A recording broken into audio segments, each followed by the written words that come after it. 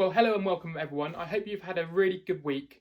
And today we are going to be starting a new series which will run over the next 3 weeks, which is called In My Opinion. And I'm not sure about you, but I always seem to hear the phrase in my opinion almost all the time, whether it's about football or politics or friendship groups. So regardless of what we're talking about, we always hear this phrase in my opinion. And I suppose sometimes we use this phrase when we're not totally sure about what we're going to say is going to be received by others or if we will be judged for it. So, for example, if you're talking about your favourite footballer team, your favourite, your song, you know that not everyone will agree, and therefore you say, in my opinion, to protect yourself from judgment. Sometimes we might use the phrase, in my opinion, as well, to give permission for ourselves to pass on judgment. So, for example, we'll say, in my opinion, that footballer is rubbish. In my opinion, I find that person really annoying. And we find that by saying, in my opinion, it makes us sort of feel free to say what we really think. And I suppose actually if we take these thoughts in isolation, they are just mere judgments that we've chosen to say about other people. We present them as opinions to make us feel better about sharing them. So this phrase sort of works both ways, both as a way to protect ourselves from judgment and to give ourselves permission to pass on judgment as well. But I suppose all this sounds negative, so let me just make something really, really clear. There's nothing wrong with holding and sharing an opinion, not at all. Sometimes it's important, especially about key issues. And I suppose the problem is that sometimes what we call an opinion sometimes is just a mere judgment, and it's something that we just say because it might be negative about someone else. And when we start spreading those opinions or this gossip around, that's when we have a problem. And I'm sure you guys know more than anyone how much people gossip and talk about each other at school. But I suppose my real question here is why? Why do we find it so easy to gossip about other people? Why do we feel so free to talk about each other, perhaps in a negative way? And I suppose actually there's quite a lot of reasons for this. For example, I think sometimes our own insecurities sometimes motivate us to gossip, so it's like a defence mechanism. Sometimes we talk about other people so that no one picks out what is wrong with us. And after all, it's easy to focus on the wrongs of other people rather than look internally and think what we're insecure about. Maybe we gossip as a way to bond with our friends, so we feel part of the in crowd. Maybe we even gossip because it's fun. Sometimes it can be exciting to hear about crazy rumours, and we want to be the first one to know about it and to know what's going on.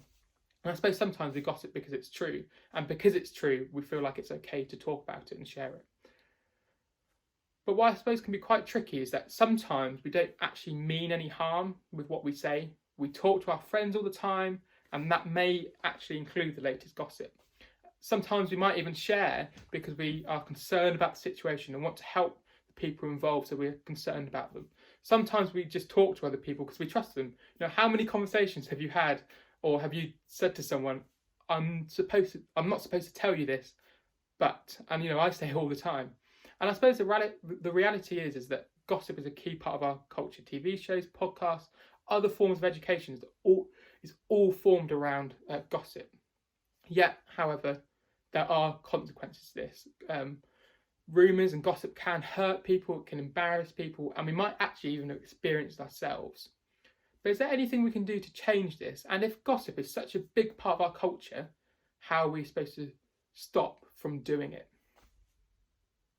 So just to unpack this a bit further then, we're going to be looking at a verse written by the Apostle Paul, who was an early leader of the Christian church.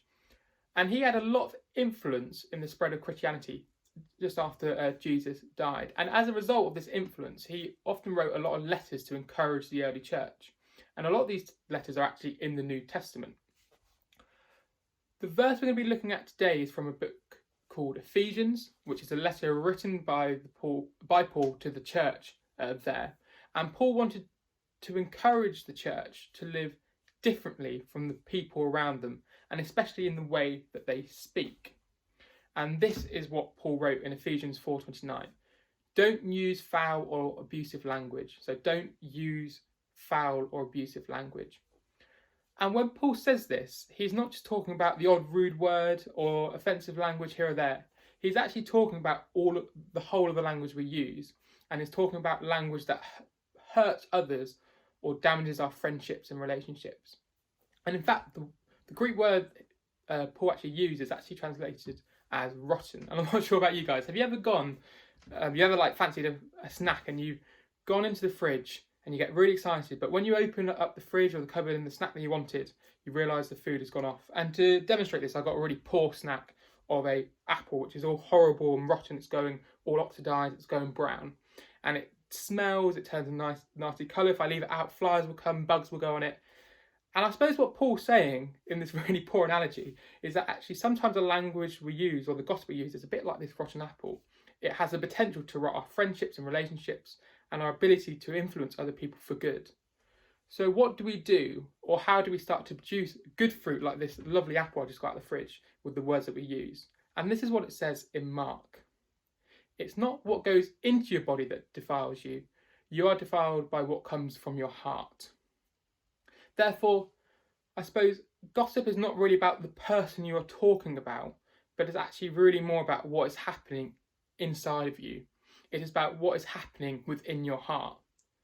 So when we use language that hurts or speaks badly about someone else, the kind of language that rots, what's happening is that actually something similar is going on inside of us. Something is rotting in our own hearts. So when you talk badly about someone or speak with the intention of hurting them, embarrassing them, or shaming them with gossip, it doesn't necessarily show something rotten about that person. It can actually show that there's something rotten happening inside of us. So if we want to change our words and stop gossiping, I suppose we have to really check our hearts. And we've got to ask ourselves, what is going on inside of us that makes us want to say those things? And then we need to make that key choice and to change our language. I suppose when it comes to gossip, it can be easy, to get caught up, but we do ultimately have that choice not to participate. We have that decision not to speak the words that hurt people, that shame people and embarrasses them. And at the end of his letter, Paul says, let everything you say be good and helpful, so that your words will be an encouragement to those who hear them. Instead of gossiping, Paul says that we can choose words that help others and not words that hurt other people. When you care and love, and you actively care and love about people, and it says that in the Great Commission, love the neighbour as yourself. And when we do that first, the attitude of your heart will change, and you will stop saying those negative things about other people. You will think about them before you, and you'll stop saying these things before the gossip starts. So just to conclude then, remember to choose words that help each other rather than words that hurt each other. And gossip might be happening all around you, and others might be doing it too, but you get to choose whether you want to contribute or not. You ultimately have that power to choose words that build people up instead of tearing them down. And I suppose next time you find yourself in this situation, I really, really encourage you to think, why do I want to change these? Why do I want to say this? What's happening in me that's making me want to say these things about this person, to shame them, to embarrass them, to hurt them? And what does this show about me and about my heart?